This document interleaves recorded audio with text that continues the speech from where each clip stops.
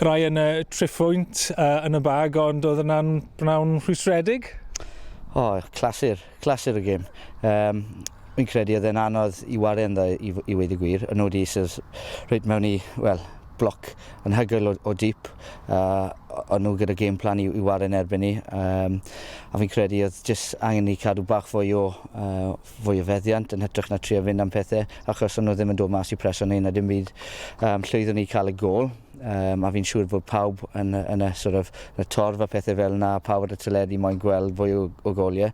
O'n i'n hapus I gadw'r bel am rhyw 30-40 munud I ddweud y gwir. So, 3 phwynt arall ac dyna beth sy'n bwysig I ni. Thoughts about the red card? It's a red card. I thought it was tired, it looked laboured. I've got no question it's a red card, and the referees made the correct decision. And ultimately, someone Steve-O's experience, I think he should have seen it, before it happened. But it is what it is. I've asked my players to be committed, obviously fairly, and it is a red card.